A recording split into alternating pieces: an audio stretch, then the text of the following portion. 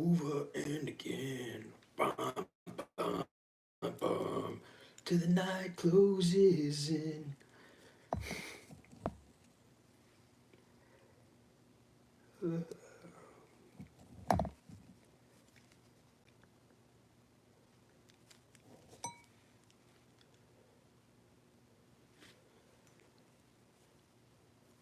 My handy dandy herb spoon. Looks like a cocaine spoon from the 80s, but I assure you it's not. It's herb essence.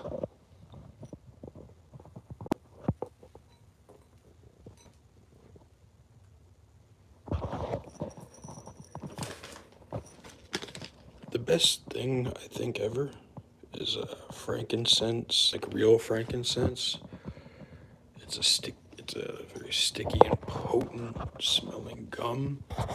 And when it burns at a certain temperature, it releases chemicals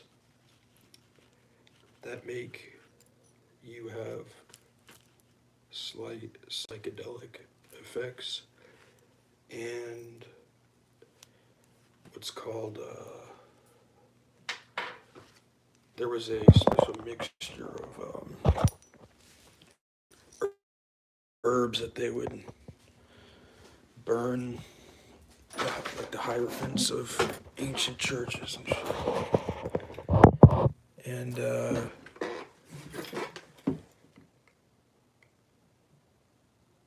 it went on to become a major, like a holy oil. It's also called abramelin oil, but it has calamus in it. But it's not calamus in the original Hebrew. It's cannabis. So it's cannabis, it's frankincense, myrrh, and one other, perhaps Egyptian blue lotus or something. Because this would have been in Egypt and Iraq and Syria and shit, like the Middle East, where they would have been first doing this shit at. But like in a Catholic mass, when you see the priests with or altar boys with the censers, or priests with the censers, or you put herbs inside of them, light them on fire over a charcoal disc, and then put them in screw the thing on, and it hangs by chains, and it's that smoke, fucking thing that smokes, and the eyes wide shut when they're doing the fucking ritual at the Rothschild's mansion. The dude in red is, in one hand has a censer. He's going around anti-clockwise Diocel, where there's a circle of naked women, and every couple of steps he's doing a battery with his like walking stick. It's fucking, dude. The Eyes Wide Shut is a tremendous movie, and it doesn't really it doesn't get to what Stanley Kubrick was really trying to, I guess, talk about, or what he really wanted to portray in the movie until the very end. The last dialogue of the movie is Tom Cruise. He was married to, I forget her name, but he was actually married to the broad in life, real life, when they filmed this shit. And pretty sure he's like a homosexual man. So like, he hasn't had a good time of it with women. And I forget her name. Her father was a big MI6 and Mossad intelligence guy that was into like pedophilic satanic cults, because it's a great way to gather blackmail, Jeffrey Epstein shit. P. Diddy shit. And when you have sexual blackmail on somebody, you can make them do whatever you want them to do. They're going to do it. And that's what really makes the world go round. And the last dialogue, Nicole Kidman is her name. Yeah. But Tom Cruise says to his wife, they're at the toy store with their daughter. And their daughter's running in front of them, getting into all types of toys and shit. And Tom Cruise is like, what do we do now? Nicole Kidman looks at him and she goes, fuck. And then the girl runs, it seems like she runs out of the store, but what I didn't notice until like the third watch. She runs into the jacket of one of the dudes that are following Tom Cruise the whole movie after the ritual. They're wearing black overcoats. She runs into the overcoat of one of the dudes. Basically, they set up like a drop of their daughter to these dudes because someone had to pay the price, the troll toll. And they said to lay off. Tom Cruise didn't. So his wife is involved in the satanic cult. And yeah, basically at the end of the movie, he has to agree to like let his like little girl be taken by the satanic pedophile orgy people that control the whole underground of like this metropolis that Tom Cruise lives in. And the reason why she looks at him and says, he's like, well, what do we do? She's like, fuck, because it's a replacement of their daughter. It's a calculated like decision. So at the end, Tom Cruise, like selling your soul. There's not really a soul you can sell. Like there's not like I don't really think there's a physical piece of you that you can sell. It's not yours. It's part of like the light spectrum.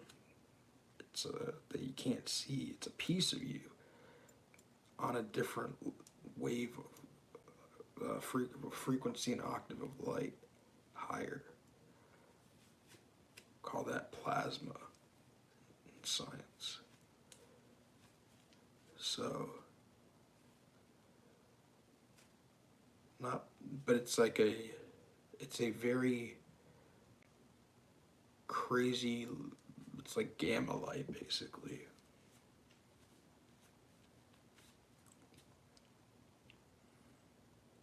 So like you can't really sell your soul, like in the physical sense of like signing a fucking contract in blood to the devil. That doesn't exist. What people mean though is that there's far worse that you can actually do. So like when you sell your soul, you have to compromise yourself to somebody that has a vice that you need to take care of. Like the Devil Tarot card.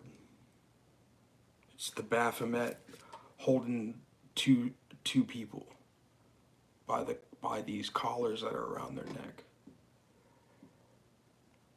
The collars are so big around their necks, so they can just take them off and walk away from the devil in the cubic ashlar,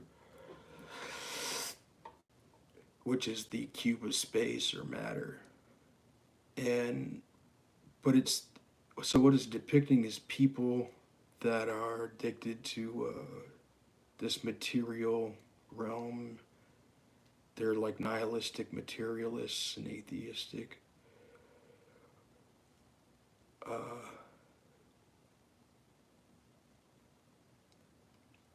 So like,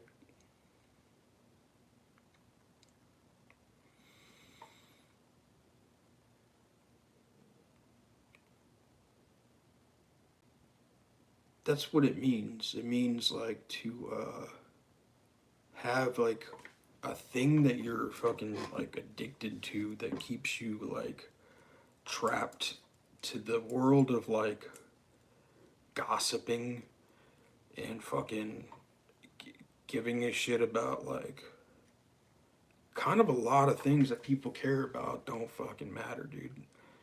And everybody's kind of walking around just wasting time,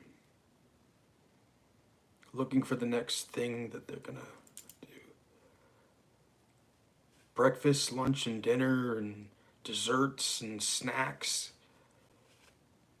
Like, that's a lot to eat in a day. It's a lot. I really don't think that a human being really needs to eat that much. I don't really eat for days at a time. I've built up like a tolerance, like fasting a couple of days a week with that though. But even when I started fasting, I'll still drink energy drinks. So you have like B vitamins and caffeine and shit to keep you going, but you're not burning calories really. You're at a severe calorie deficit, even drinking a couple energy drinks and shit throughout the whole day. And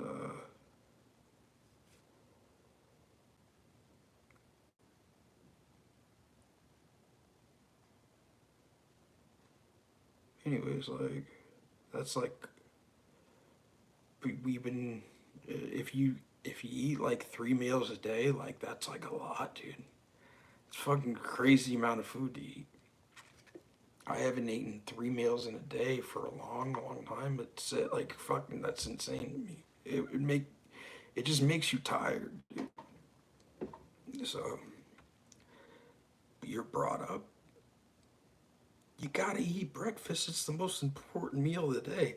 No, it's not. It's not.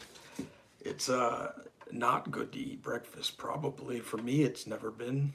I've never had a good day if I've eaten breakfast. What the fuck are you doing? Getting straight up and going and filling your stomach up with bullshit.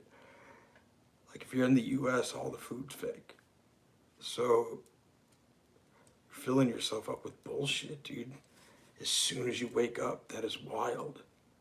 You're not even thinking correctly after you eat breakfast. And then fucking you eat lunch, like usually at a fucking like fast food place.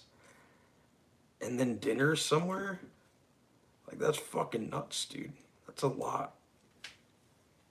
I wouldn't be able to think at all.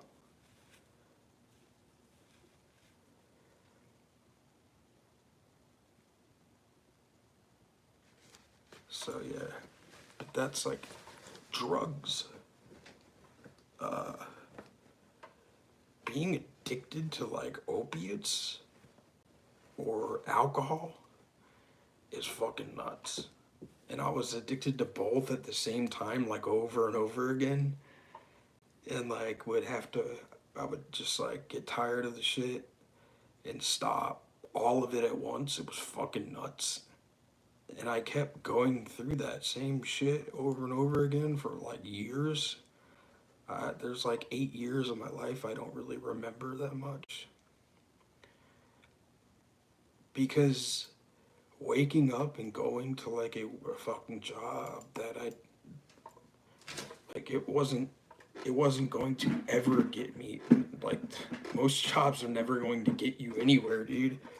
Like that's just really it's just a survival thing, dude. Just collecting enough cash to like get by for one more like month. That's what it is. It's a weird game. Don't believe the hype out there on like the internet of of like cryptocurrencies and all this bullshit. All those people like that talk about all that shit on like YouTube and stuff are paid shills.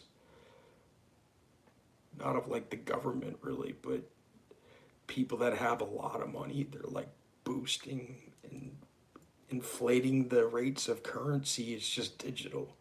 It's the same thing that the Federal Reserve does. If the Federal Reserve can't hold up, like, what makes me, and the Federal Reserve actually prints something physical, tangible, money. The Federal Reserve can't, like, fucking, that's crazy, dude. Like, digital currency is like, seems to be what's going on in the future. Cool. But like, it's not what they're, it's not, it's a monetary system of currency. It's not supposed to be like bet upon, like, it's supposed to be a currency. The people that trade and speculate on currencies of the world are like people like George Soros. George Soros is a totalitarian government dude, worked for the Nazis when he was a pre-adolescent teen, like preteen boy. He's Jewish, German Jew, and was part of the Nazi Party. He would show the Nazis where all of his like synagogue was like hiding. So George Soros, since he was a child, has been a fucking Nazi scumbag. And in 1989 or 1990, he made speculation on the worldwide currency market that the British pound would sink like to a certain, it's like day trading. You can bet on if something's a stock or a fucking currency's going to go up or down. If it hits the mark that you set it at, then you're a winner and you get to sell your shares at that price and da da da da before you get it at a lower price or a higher price. Or you could bet that it's going to go up in price, and you could bet against a bunch of people. I mean, that's what stocks are. That's what day traders do. Day traders don't do that with currencies, though. Like, crazy fucking people that want to topple. It's like a fucking real dangerous thing, like betting on currencies and shit. And it actually broke Britain. And the Queen of England was like, she was just like, yeah, we're just not gonna pay him, because at the end of the day, the British monarch still rules the whole UK and all that shit. They still have claim to United States land here. We just have treaties with the motherfuckers. They still own the land. A lot of it. Or certain families do. Anyways, it's just like, fuck, I don't know, dude. You're not gonna get rich drop shipping or any of those scams that are like, it's like, it's too much bullshit for like not a lot of profit. It's how Andrew Tate like is rich as fuck. That guy's a multi hundred. He's worth like probably $1 billion. If you count all his untaxed money and shit that he hides, that fucking cocksucker is worth, like, him and his brother together, probably $1 billion. Because they traffic women. They're high-level pimps. They are also into money manipulation with digital currencies and shit like that. And he sells to like dullards and fucking idiot faggots and like people that like have like kids that have no testosterone glommed onto this fucking guy because he I don't know, dude, like they're all liars. Yeah, they're all liars. But like Andrew Tate is like, when I saw him like years ago, I was like, that this is the work. This is guy's amazing. Like he's very intelligent. He feeds, but he's a vampire. He feeds on other people. And he cares very much about the matrix that you're in. Like so does everybody, dude, that you see on the internet. Uh, Most people are not looking to get bust out of the matrix, man. They're looking to sell you on you're trapped and I can sell you something. That's what that is. But uh,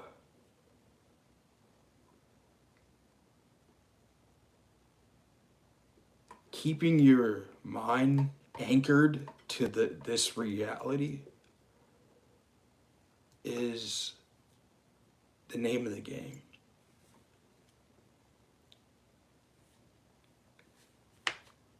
Because if you're the reason why that I was wondering about, I was like thinking to myself about this the other day. I was like, fucking, people say shit's more awesome than it's ever been. It really isn't. There truly is nothing new under the sun. AI? You fucking kidding me? It's not smarter than a human being and never will be.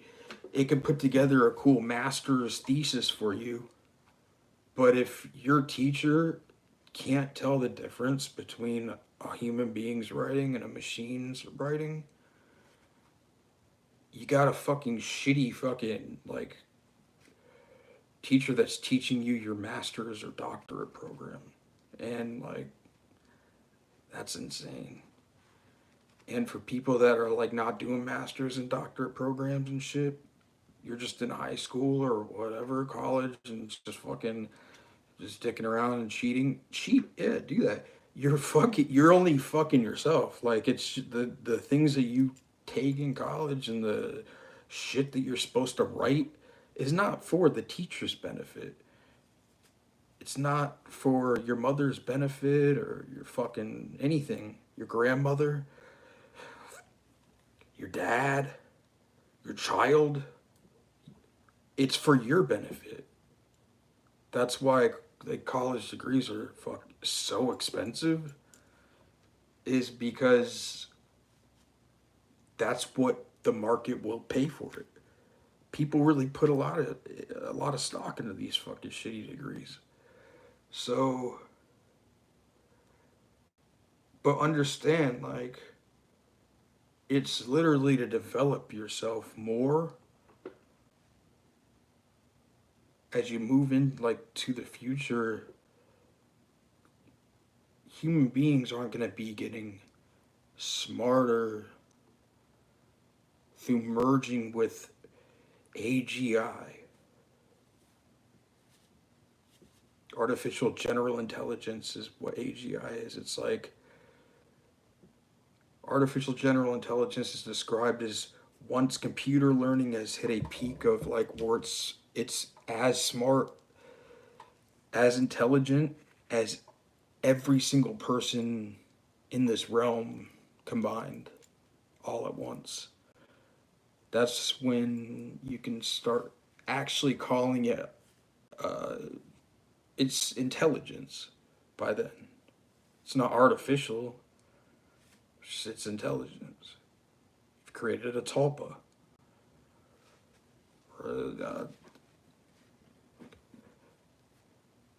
It's basically the fucking moonchild. But none of that, like, AI, it's not new. Like, people were making a. You ever heard of a golem?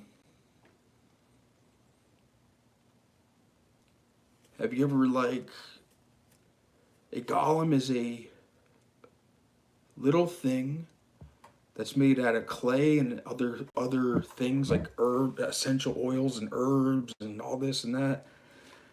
And it uses it's Kabbalistic magi would fucking like rabbis that were into like mysticism part of Judaism knew how to make artificial intelligent things from clay, semen, blood, menstruum, and herbs, the extract of herbs, essential oils.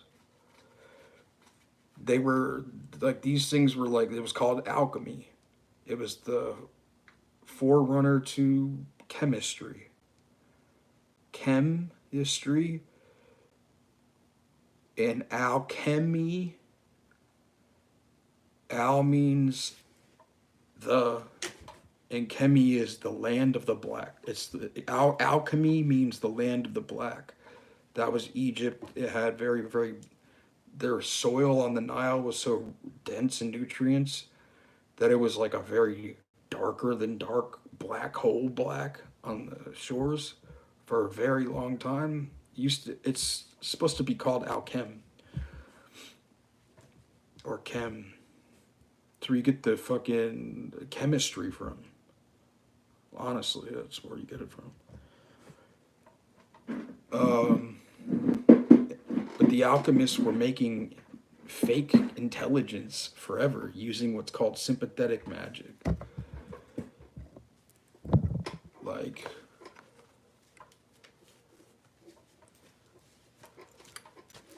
if I spin around, then hold my breath,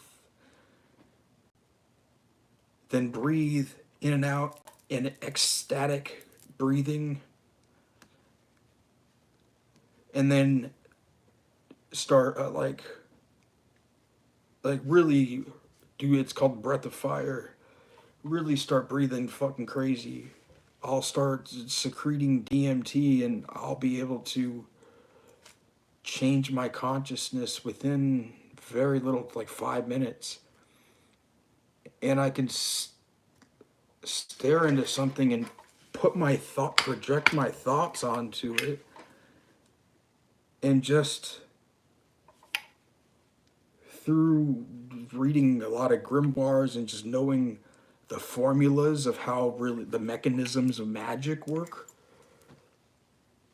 literally it's fucking, it's the herbs and things that you burn and the colors of the things that you burn, and it's the smells, it's the colors, it's the taste, it's the textures of things, it's all the sensory input plus visualization and thought, and then outward vibration of word.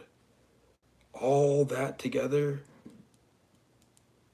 creates a magical fucking pulse of electromagnetic force. And it's between you and an object. And if I could put myself into an ecstatic state, a quick change of consciousness, like an orgasm, sex magic, for instance, is a lot about just, it's the orgasm state. When, like, those 30 seconds of, oh, fucking, that state is the perfect state. That's why people get addicted to, like, opiates, is because when you're high on opiates, you're in that state for a long time. That's why Aleister Crowley was one of the very best magicians to live in the past couple, like, 1,000 years. Because he was an opiate addict. Also, he smoked a lot of hashish, and he started eating weed, and he started eating mescaline with it, peyote buttons, but pure extracted mescaline, and doing pure cocaine and shooting heroin. So he was feeling very well all the time. But he understood dimension jumping or just what's raising your consciousness very quickly, going from your regular state of beta, alpha, waking consciousness into like a gamma state super fucking fast, is what people are doing when they are actually dimension jumping and shit, doing quantum magic and all that shit you hear about, like New Age or chaos magicians talk about. There are real. That is what. It's just changing your consciousness really quickly into something that's at a higher, like a electromagnetic frequency and octave. It's higher. It's a resonance of light that you can't see with your regular waking consciousness, but that dramatic shift in consciousness really quickly snaps you into a different place altogether. Especially if you eat weed and you're taking fucking mescaline, shooting heroin, and taking pure cocaine.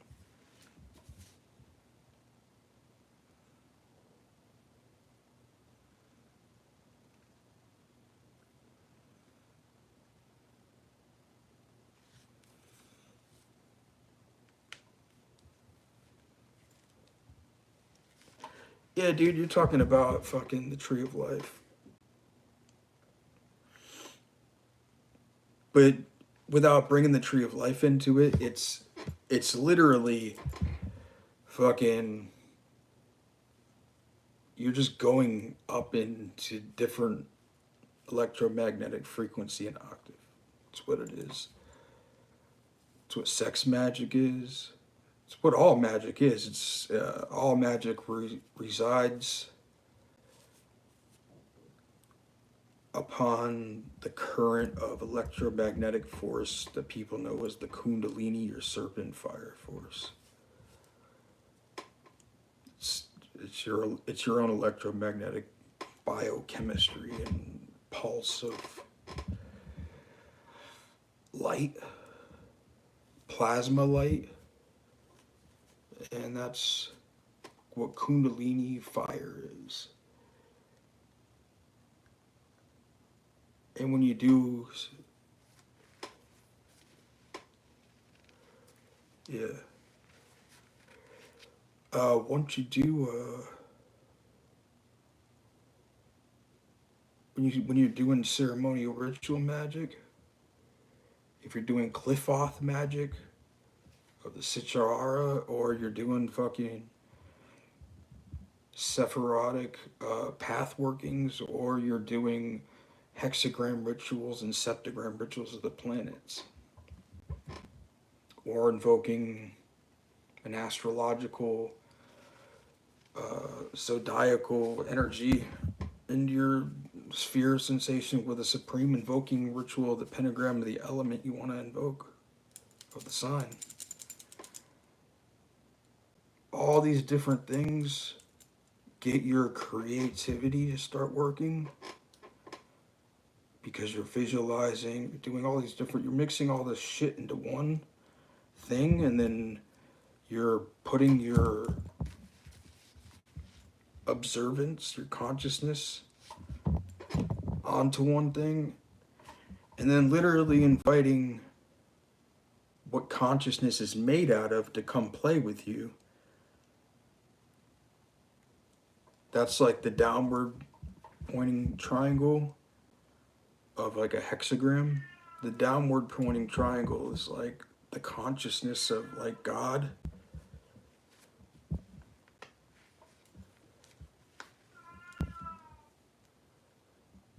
And then the upward pointing triangle is the consciousness of you yourself, your individuation and your point of observance as a piece of consciousness.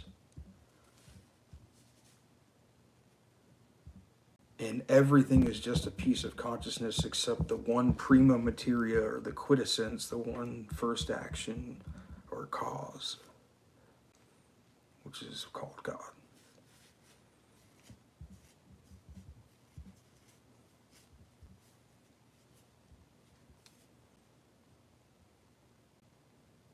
But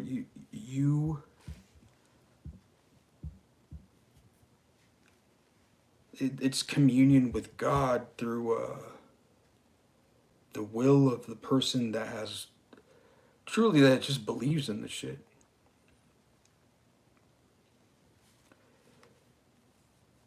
We're in a state of like diluted reason,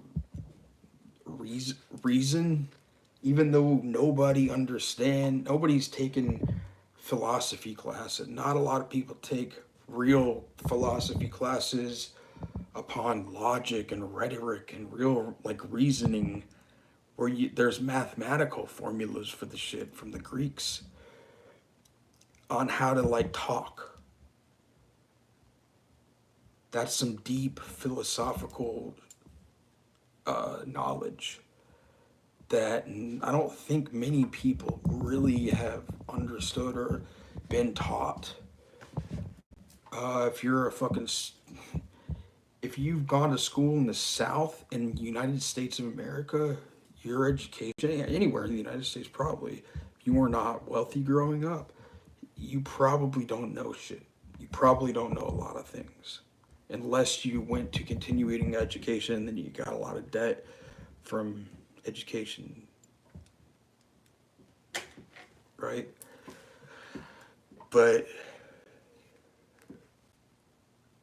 there's things that most of the people don't get taught. You don't get taught this stuff.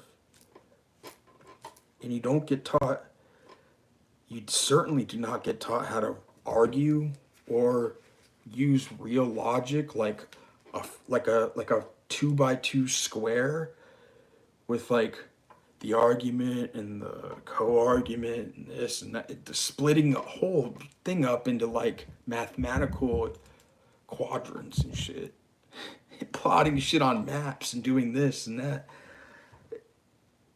with ideas. That's what you used to learn if you paid a little bit of attention in like university. Children are not learning this anymore, nor do they give a fuck. But people probably should know these things, man.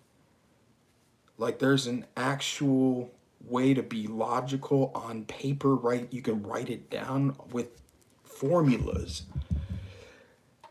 And that's just the exoteric form of something way more esoteric, which is magic. Magic is nothing but knowing formulas of how reality has seemed all the way up to this point to react to certain stimuli and calibrations that people have passed on by word and then put into cuneiform and put into Hindi and fucking Sanskrit and then fucking Babylonian and Akkadian and Sumerian and Egyptian and fucking like all this. And then you get from the Egyptians and Moses, you get the 5 books of Moses, which is called the Torah, which is written in Hebrew. Hebrew is it's a very polished hieroglyphic alphabet. Each of the 22 Hebrew letters, each letter represents not only a letter and a sound, but a complete entire set of ideas encased into the character and a number. The letters are the numbers in Hebrew, and vice versa. That's why gematria works. If the letters in a number add up to this, or if the letters in a word add up to a certain thing, then another word that adds up to the same thing they're going to correlate. That's called sympathetic magic or synchronicity or spooky action at a glance is what Einstein called it. It's called the fucking quantum entanglement theory by the quantum physicists. It's all that is what it's pretty crazy. It's crazy shit. Uh,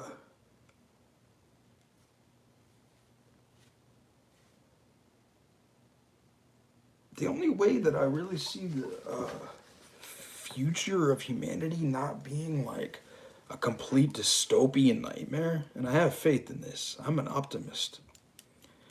And it's really dangerous being an optimist because it leads to a lot of like when you're an optimist, you're being really retarded. But I choose to believe like the future's pretty good because there's no time and all of us are on our own perception trip. But like I don't subscribe to solipsism where like it's just you living the simulation, or it's just me living the simulation, or it's just them living the simulation, everybody else. I don't believe in that because there's too many points of individual attentions all over the place and observers everywhere. It is a co-creation of all those observers outside and your own observer effect on that field upon which everybody is observing from different points of light. That's what consciousness is about. It's taking part in the light that is God. It's information.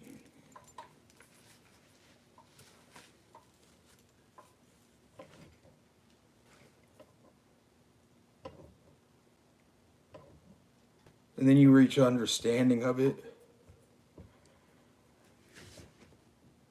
And it turns into wisdom that's like going from like fucking Tate through the abyss to Bina on the tree of life, and then to Hakma, understanding and wisdom. Bina means understanding. It's a sephira or a sphere on the tree of life. It's the third one. And the second one is called Hakma or wisdom. And it's part of the supernal triad of the tree of life. Of God, basically, Kether, the crown. Understanding, which is like, it's light. It's the divine light of Luke's LVX. That's the divine light. If we were talking in terms of like scientific matter, it'd be the fifth element, plasma, it'd be the prima materia, the quintessence. But it is light. It's black light, which is magnetism, and it's electric white light.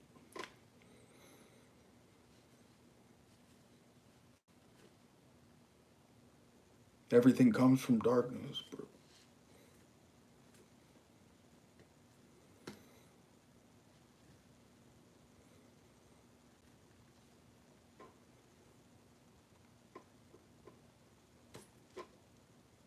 No, I'm not on a trip right now, bro. You're just not understanding.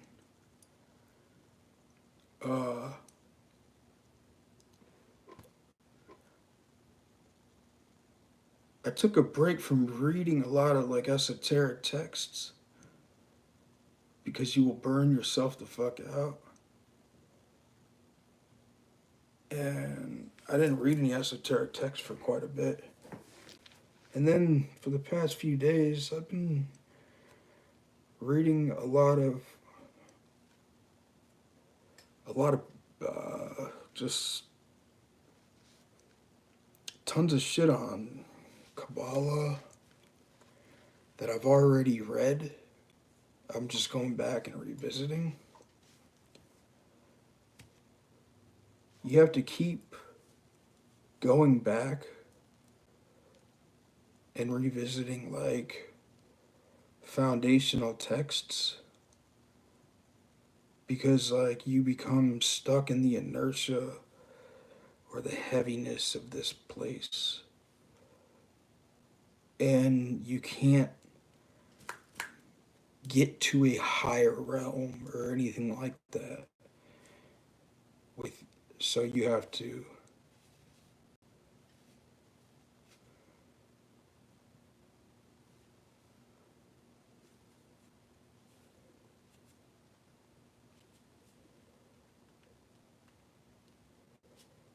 Yeah, dude. I don't know if it's temporary, man.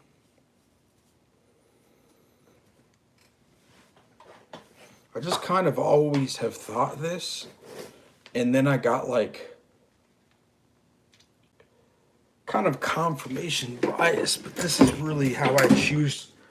Like it's how you choose to look at the world outside of yourself. You make your own cosmology, you make your own map of the universe, you make your own map of God and human consciousness. If you really want to be an occultist, you have to subscribe to shit that makes sense to you, put it all together in your fucked up form of whatever. It just has to make sense to you, and then you can start to live a more interesting life, really. You can look at a sunrise and a sunset and truly be blown away every single fucking every day.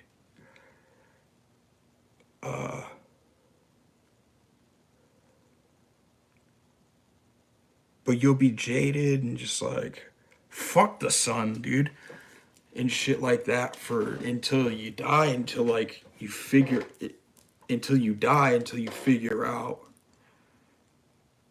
that the occult is what you are supposed to like know, because it just means oculare.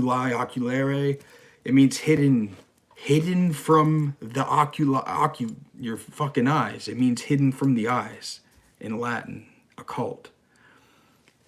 So if you don't know what's been hidden from like most people, like 85% of the people don't know shit because we haven't really been fed a lot of books. You get fed your professor's book, like in university, and like you get fed like, you know, the I don't know, the education chairperson where you live at, like you're getting fed their friend the publisher's books, and that dude's getting rich off of like, you know, your kids and shit. But have you wrote your own book? You probably should look into doing that. I write books by hand all the time. It's a practice you should get into if you're into esotericism or occultism. Because there comes a point in time where in the initiation phase, initiation is just over and over again, ongoing, and it doesn't stop. That's why I really don't believe in death. I believe in quantum immortality. Look it up. It's like a thing that people really put stock into, like scientific minds that put stock into studying. And it seems as though there are an impossible amount of like multiple like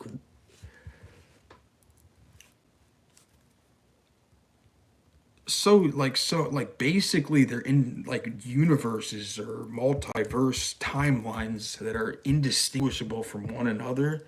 They're that like thin, but they are distinguishable from one another, and depending on your observation is like if you got home last night from the bar or didn't, depending on like your unconscious and subconscious program commands that you walk around programming reality all the time with. You don't know it though, unless you've studied this shit. Then you see this place it's very, very real. It's not a simulation as in it's not real. It is. It sucks here a lot of the times. It's so real. But you can learn kind of to program your own algorithm in reality if you know the command prompts.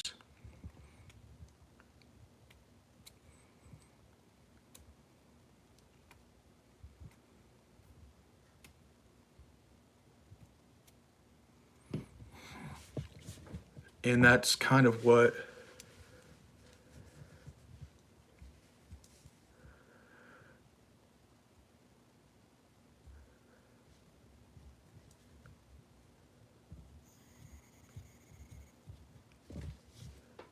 yeah, imagine going to sleep and never waking up for all of eternity. Well, you wouldn't.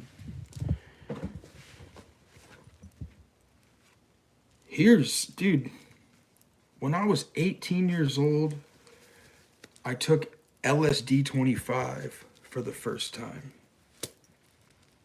And I really wasn't a drug user up to this point in time. I smoked weed. I had never done like blow or, and I was just getting introduced to pills. And I sold an ounce of like very, very potent marijuana to my boss's friend. The guy owned a Domino's pizza restaurant, and I was a driver and a manager for him. I was 18. I was like out of school. I was going to college, selling weed, and I worked for this dude like about 60 hours a week. My friend had went to this hippie festival. I live in Florida. He went to the Everglades. They have like these crazy festivals out in the fucking middle of like swampland. And these things used to be really dope because it wasn't everybody. It wasn't like all these fucking people like fucking up the vibes. It was real, true, fucking off the beaten path type people back in these days. And you could get, if someone said they had acid, like you could trust this person because there was no like 25I NBOME, which is a Chinese research chemical that gives you frightening hallucinations and shit. But they're not hallucinations. It takes you to hell. And or maybe that's just what the shit did to me because I wasn't in a good state of mind when I took it. 25I NBOME, but when I was 18, I took real 25I or LSD 25, lysergic acid diethylamide 25. It was from one of those hippie chemists out that would go around to festivals and shit throughout the 90s and 2000s, mid 2000s. There was like a couple of chemists that were making a lot of LSD back in those days and selling it everywhere at like shows and shit in Florida and or all over the country. So this is very powerful LSD. And evidently like it was the chemist that made it was a connoisseur of making LSD and shit like that. Like it was just a very pure, awesome, amazing drug. And I took one hit of it. It was like on the blotter paper, very, very small hit. But my boss that I sold weed to he asked me to sell weed to his friend that was like had cancer. And his friend had, like, for me going out of my way to get him like this ounce of weed, his friend gave me like 10 Oxycontin 80s and 10 Xanax 3 milligram round pills, the bigger ones in bars, and gave me all this bag of drugs on my way to my friend's house who had the LSD. And I took 3 Oxycontin 80s, 3 of these 3 milligram Xanax bars, and this tab of acid all at once when I wasn't really accustomed to getting fucked up like that. And it was really, really awesome and smooth because the opiates, the anti-anxiolytic effects of the fucking benzos at high dosage, and the LSD was it was an amazing mixture. Over and over again, I listened to a Pink Floyd Greatest Hits 2-disc CD thing over and over again while watching Freddie Got Fingered without the volume on. Over and over again, watching that with these 2 CDs of Pink Floyd. And that's what I did for about 20 hours. But during those like 20 hours, I went into the abyss to where you don't exist. And I don't know, and I didn't, it was like a very weird thing. Didn't know that this was actually a possibility, like this could happen to your consciousness. But also it wasn't scary in the way that you might kind of be afraid if everything just goes away and you're just conscious awareness in a sea of black, darker than black, like in a black hole, and there's no information, and you're just floating consciousness. And I was in that state for fucking hours. And ever since then, I've been like, that's a place, and I've gone there over and over again. It's called what people call ego death nowadays. It's a loss of your self, and you are just conscious awareness, and your awareness goes to a place that's outside of this local reality that's a few dimensions by a few dimensions, and you can only observe this. And no, you can't observe anything. You are just pure consciousness in a sea made out of pure consciousness. It was fucking nuts. But yeah, dude. That's why I don't think that you can ever wake up from this, and I don't think we're waking or asleep, but this is a dream. Like, row, row, row your boat, life is but a dream. Merrily, merrily, merrily, merrily, life is but a dream. That is a Freemasonic poem from like the 1700s. They had the simulation theory going on way, way longer. Like, then people think that shit is new. Once again, like AI, that's not new. There's nothing new under the sun. There will never be anything new under the sun. We're all in just a bunch of cycles. And a lot of times people, after about 2 to 3 generations of people, will that 4th generation out that doesn't exist in people's reality anymore, their information goes along with them. There is no history. History is false. Prove to me like what you did yesterday without digital bank statements and shit. Can't prove anything, really. Like, there's objective reality, yeah. And you could have put up like half of a fence or whatever, and today you're gonna put the rest of it up and da da da da. But like, prove to me you thought about the color orange. You can't. You can't. You don't have those digital receipts. So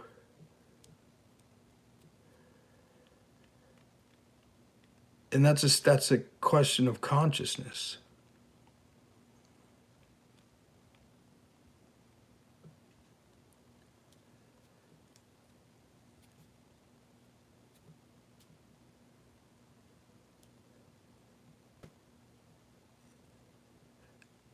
AI also, like, there really is nothing new under the sun, dude. Fucking, so like I was thinking about like AI and like how fucking crazy artificial general intelligence is going to be, it's already been made. It's already on private servers. But when it gets given to ChatGPT in like a year, and everybody and their grandmother and their grandmother's grandmother is using it and shit, and then that's when Elon is going to want to like step up the Neuralink thing. Neuralink can, you know, it's like a non-invasive thing. It doesn't go onto the brain. It could be used with EMF or EMF. Like 6G will be able to just through sound that is at a higher octave than the human ear actually perceives, but it's there. You'll be able to send files and shit back and forth. You can already do that. It's called telepathy. It's the real biological, like SMS messaging system. Just like there's a real biological Wi-Fi and internet.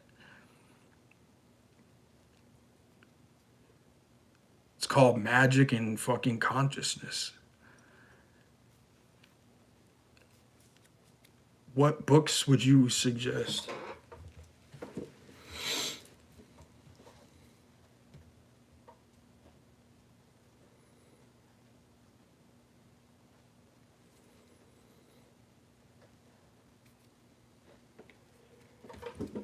You know what? There's a lot of them, but if you want just one, The Magus, Kundalini, and the Golden Dawn by Nevin Parr. This book has all the things step by step how you would go from an initiatory system of the Hermetic Order of the Golden Dawn or esoteric like Scottish Rite Freemasonry, for instance, degrees 4 through 32, or Zelator through fucking Ipsissimus on the Tree of Life of the initiatory system of the Golden Dawn or the Astrum Argentium, or the OTO, Order Templi Orientis, is gonna... all of those systems are this, but all those systems use archaic language to express the same exact ideas that's in the old grimoires. Like, from the 1300s, I would definitely look into Henry Cornelius Agrippa's 3 books on occult philosophy. But this,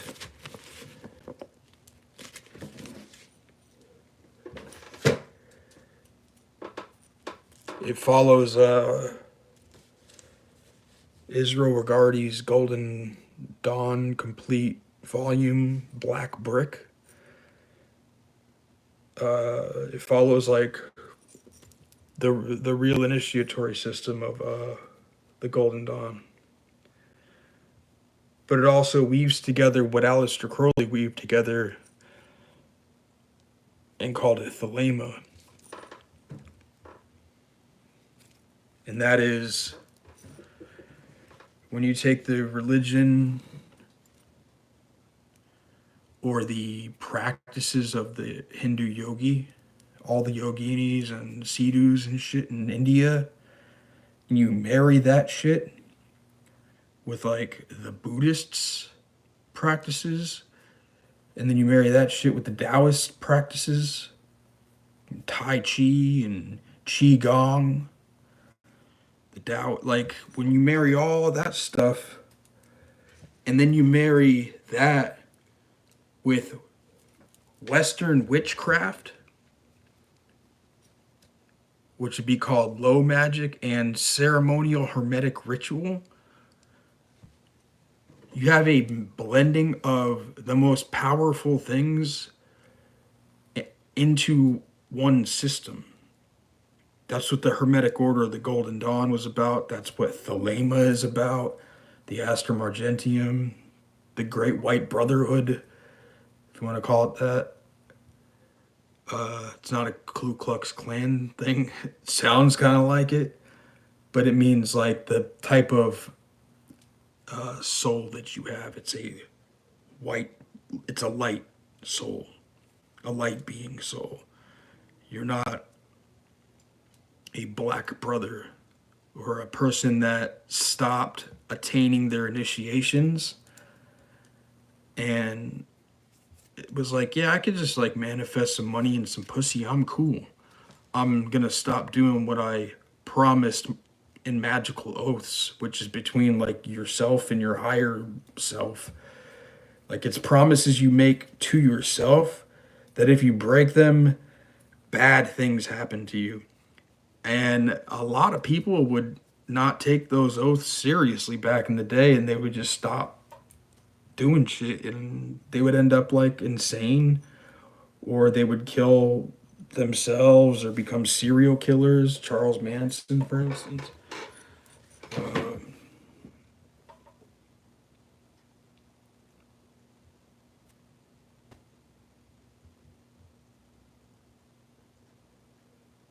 If you go into an initiatory path, also understand your own psychology before you do it.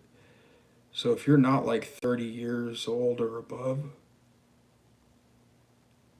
you need like a psychotherapist that you work with. Because what this does is it like ceremonial magicians are famous dickheads, like assholes. And I've even been like a fucking prick to like students and shit because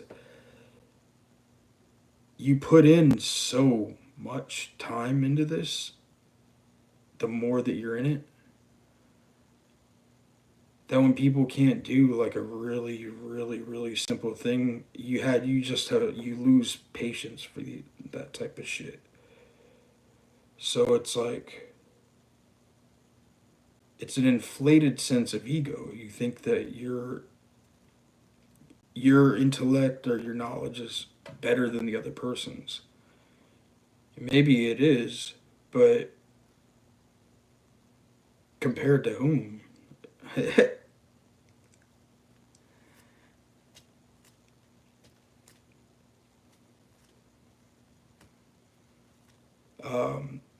When the ego is like just your sense of like identity, but if you base everything upon all the degrees that you can obtain and all the things that you can learn and all the things that you can manifest and make and do this and do that, and you want to gain all the tools of all this and that and all this bullshit, dude, it's it creates an obsession of this. Of the self. It's like complete self absorption, and that's not good. And that's for like the good guys.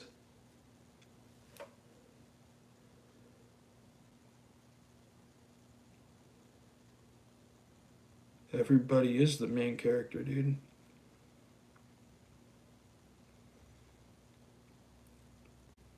But if everybody's the main character, then what do the words mean? It doesn't mean anything. But everybody is living in a head of their own, in a movie of their own making, and other people's making too.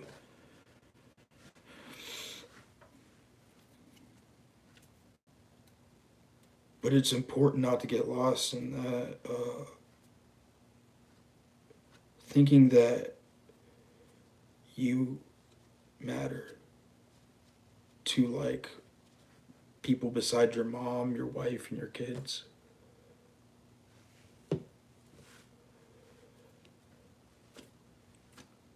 Other than that, like, no one really matters that much. And we're never going to be remembered by many people.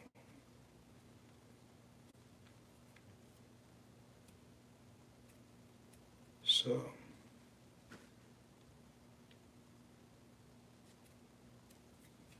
like, I don't celebrate my own birthday. I don't celebrate holidays. in general, but I definitely don't celebrate my birthday. And people that make a big deal out of their birthday are people that you probably shouldn't have in your life. Kick the kids out the car now.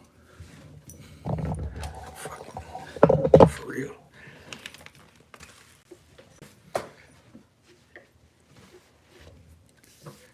It's my birthday, dude. Like, birthday. Dude, I don't know what day it is. Fuck you.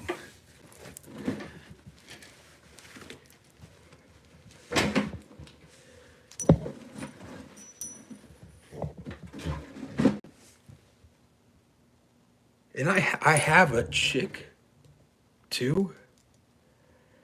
So it's completely within your realm of like thinking to if you think that you have to like celebrate Christmases or you have to celebrate someone's birthday with them, even if it's your significant other, you don't. And if you're like with the right person, they're gonna share your take on most like important things. And being all like thinking that you should be treated special, what is that even, treated special? Like, I'm with the fucking Jehovah's Witnesses there, dude.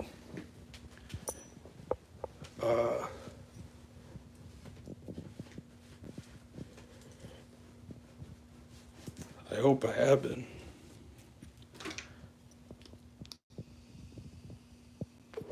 But yeah, dude, fuck it. Don't celebrate birthdays.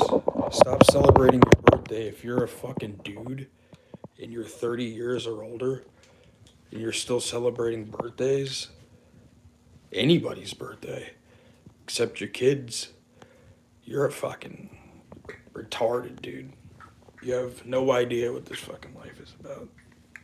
It's my birthday. I knew a chick in medical school, and she said, "Oh my God, it's my birthday month." And I was horrified.